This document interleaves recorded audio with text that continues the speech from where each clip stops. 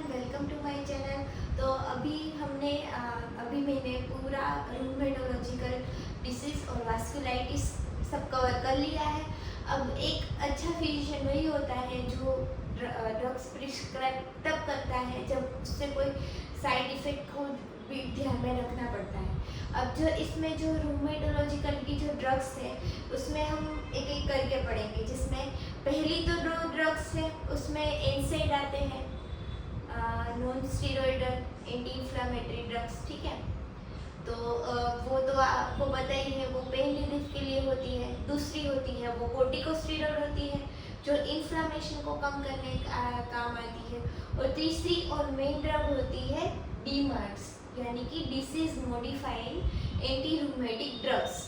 तो ये पढ़ना इसलिए ज़रूरी है ताकि आप कोई भी डिसीज़ में कब डीमार्ट स्टार्ट करना है, क्यों अर्ली थेरापी इम्पोर्टेंट है, क्यों ब्रिज थेरापी इम्पोर्टेंट है, ये हम इसमें पढ़ेंगे। ठीक है, हम पहले डीमार्ट्स देख लेते हैं कि और इसका टाइप्स भी पढ़ेंगे। तो डीमार्ट्स क्या होता है? Disease modifying anti rheumatic drug.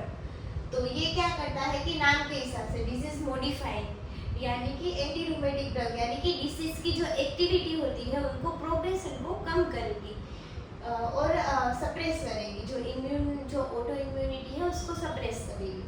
अब इसको क्या स्लो और prevent immune mediated joint and organ damage को प्रिवेंट करती है। ठीक है, हाउ टू डीमार्ट्स वर्क? सप्रेस और modulate the abnormal immune process. अब किसी में ये होगा कि ज़्यादा ओवर एक्टिविटी होगी तो सप्रेस करेगी और कम होगी तो मॉड्यूलेट करेगी। जो एब्नॉर्मल एक्टिविटी है इम्यून रिस्पॉन्स को उसको कम करती है। तो इससे क्या क्या होता है? इन्फ्लेमेशन कम होगा, प्रिवेंट जॉइंट डिस्ट्रक्शन नहीं होगा, प्रिजर्विंग फिजिकल फंक्शन। ये बहुत ही ज़रूरी है क्योंकि ये एक बहुत ही ज़्यादा लॉन्ग प्रोसेस है। तो इसको कम करने के लिए अगर ये अर्ली स्टार्ट हम कर दें तो हम जॉइंट का डिस्ट्रक्शन भी प्रिवेंट कर सकते हैं और उससे जो अफेक्ट होने वाली जो फिजिकल एक्टिविटी है उसको भी हम बचा सकते हैं। फिर decrease disability, inducing and maintaining remission और डिक्रीज डिसीज एक्टिविटी, फ्लेयर को कम करता है डीमार्ट्स। और इंडिकेशन क्या है ये तो आपको पता ही होगा, rheumatoid arthritis, SLE, reactive arthritis, जो भी हमने पढ़े, सिस्टमिक स्क्लेरोसिस, ये सारी जो चीज़ें हैं, स्पॉन्डाइलोआर्थ्रोपैथीज, इन सब में ये चीज़ें इसमें डीमार्ट्स यूज होती है।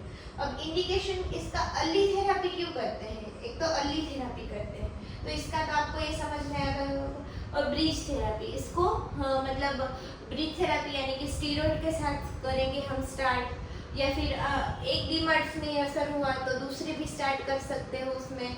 ठीक है, इस हिसाब से आगे हम देखेंगे। अब इसका क्लासिफिकेशन देख लेते हैं। तो 3 टाइप्स के होते हैं। एक होता है कन्वेंशनल सिंथेटिक डीमार्ट्स, बायोलॉजिकल डीमार्ट्स और टारगेटेड सिंथेटिक डीमार्ट्स। तो जो कन्वेंशनल सिंथेटिक डीमार्ट्स है वो सब आपने सुना ही होगा, मीथोट्रेक्सेट है, हाइड्रोक्सीक्लोरोक्विन है, सल्फासालाजिन है और लेफ्लोनोमाइड है। ठीक है, ये कन्वेंशनल है। फिर बायोलॉजिकल डीमार्ट्स, इसमें टीएनएफ इनहिबिटर जिसमें एडानिमुमाब, एंटानरसेप्ट और इन्फ्लिक्सिमुमाब आएंगे। और इंटरल्यूकिन 6 इनहिबिटर टोसिलिजुमाब, CTLA4 इनहिबिटर एबाटासेप्ट, ये आपको याद रखने हैं। ये इसके बाद इसको करेंगे। बायोलॉजिकल डीमार्ट्स कब यूज होंगे? जब रिमिशन होगा और रिकरेंट होगा डिसीज, तब यूज करेंगे। फिर टारगेटेड सिंथेटिक डीमार्ट्स जिसमें जेक इनहिबिटर, टोफासिटिनिब, बेरिसिटिनिब और उपाडासिटिनिब, इनके तो इंजेक्शन आते हैं, ये तो एडवांस डिसीज हो गए उसमें यूज करेंगे। अब इनको क्या होता है कि इनको जो इफेक्ट लाने में वीक टू मंथ लगते हैं क्योंकि स्लोली इफेक्ट करता है। अब हम इसके अलग अलग, ये तीनों के अलग अलग भी देखेंगे।